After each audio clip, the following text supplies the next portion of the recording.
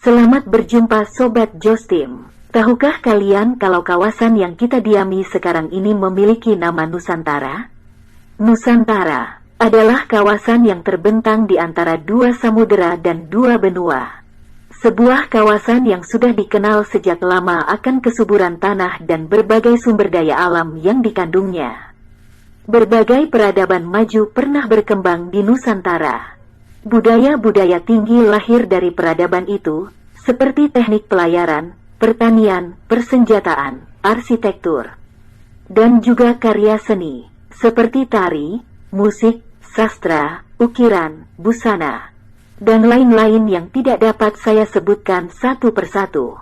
Tetapi dapat kalian tambahkan di kolom komentar.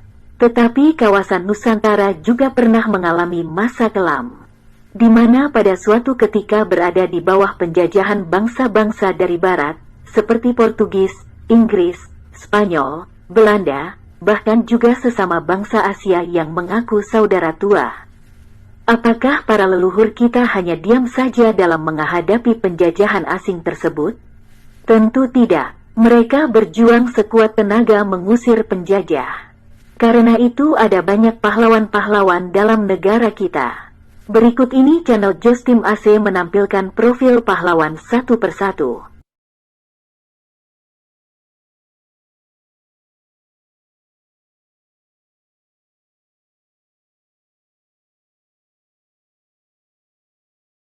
1. Abdul Muiz, dari Sumatera Barat, lahir tanggal 3 Juli tahun 1883 di Sungai Puar, Agam, Sumatera Barat. Beliau adalah seorang sastrawan, politikus, dan wartawan. Beliau merupakan pengurus besar Sarekat Islam dan pernah menjadi anggota Volksraad. Bersama Haji Agus Salim beliau memimpin majalah Neraca. Karya-karya Abdul Muiz diantaranya adalah Salah Asuhan, Surapati, Robert Anak Surapati, dan masih banyak lagi. Pada tanggal 17 Juni tahun 1959 beliau wafat di Bandung, Jawa Barat pada usia 75 tahun. Dimakamkan di Cikutra, Bandung. Atas jasa-jasanya pada negara pada tanggal 30 Agustus tahun 1959 dengan surat keputusan nomor 218 tahun 1959, beliau ditetapkan sebagai pahlawan nasional. 2. Ki Hajar Dewantara, memiliki nama asli Suwardi Suryaningrat. Berasal dari Yogyakarta, lahir tanggal 2 Mei tahun 1889 di Yogyakarta. Beliau bergelar Bapak Pendidikan Nasional Indonesia, sekaligus Menteri Pendidikan Nasional pertama. Tanggal kelahirannya diperingati sebagai Hari Pendidikan Nasional. Pada tahun 1913 beliau menulis brosur Als ik een Nederlander was, andai kata saya seorang Belanda. Isinya kecaman terhadap maksud pemerintah Belanda mengadakan perayaan 100 tahun bebasnya negeri Belanda dari penjajahan Perancis. Karena penentangannya kepada pemerintahan Hindia Belanda, beliau diasingkan oleh pemerintah kolonial ke negeri Belanda. Pada tanggal 3 Juli tahun 1922, Ki Hajar Dewantara mendirikan perguruan taman siswa.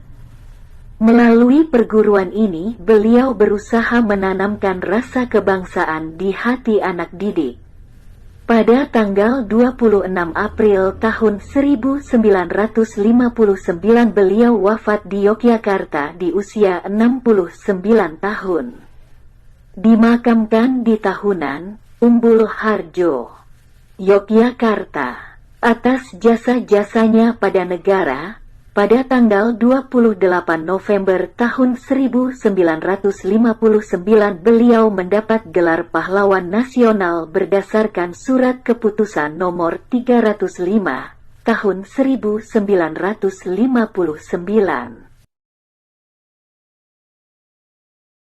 3. Raden Mas Suryo Pranoto, lahir tanggal 11 Januari tahun 1871 di Yogyakarta. Beliau adalah sosok pejuang yang berani membela rakyat pribumi dalam melawan penjajah dalam menuntut haknya. Beliau mendapat julukan The King's Koning, Raja Mogok, pemimpin pemogokan buruh menentang kebijakan pemerintah kolonial. Suryo Pranoto pada 1915 membentuk organisasi buruh Adi Dharma. Pada 1918 membentuk gerakan Prawiro Pajoyo Ing Yudo atau Arbeitslager, tentara buruh. Selain itu Raden Mas Suryo Pranoto juga mendirikan personel Fabrik Bon, PFB, yang beranggotakan kalangan buruh.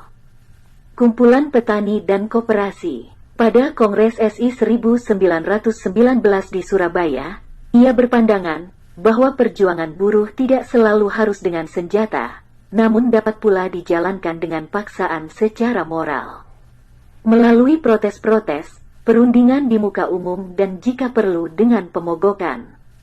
Raden Mas Suryo Pranoto mengusulkan pembentukan Persatuan Perhimpunan Kaum Buruh, PPKB, yang beranggotakan perkumpulan-perkumpulan buruh yang ada di bawah naungan SI.